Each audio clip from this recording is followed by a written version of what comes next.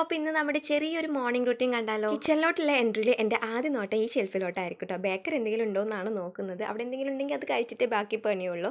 അപ്പോൾ ഇന്ന് നമുക്കൊരു കേക്ക് കിട്ടിയിട്ടുണ്ട്. ഇന്നലെ വാങ്ങിച്ചതായിരുന്നു. അപ്പോൾ അതിൽ 2 പീസ് എടുത്തു.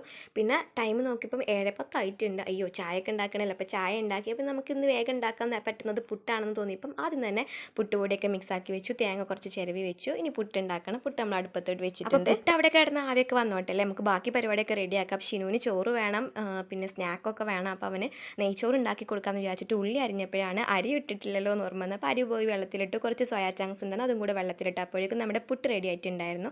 പിന്നെ ഇന്ന് അവന് സ്നാക്കിന് ഞാൻ പഴം വാട്ടി കൊടുത്തിട്ടുണ്ട്. തേങ്ങയും പഞ്ചസാരൊന്നും ഇട്ടിട്ടില്ല, ജസ്റ്റ് ഒന്ന് നെയ്യിലിട്ട് വാട്ടി കൊടുത്തിട്ടുള്ളൂ.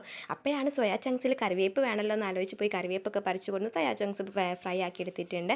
അപ്പോഴേക്കും നമ്മുടെ പഴം ഞാൻ വാട്ടി വെച്ചിട്ടുണ്ടായിരുന്നു. പിന്നെ കുറച്ച് കഴിഞ്ഞപ്പോഴേക്ക് ചോറും റെഡിയായി. അപ്പോൾ ഇത് അവൻ്റെ ചോറും സ്നാക്കും എന്താ പറയുക ചോറിനുള്ള ഉപ്പേരിയൊക്കെ റെഡി ആയിട്ടുണ്ട്. അങ്ങനെ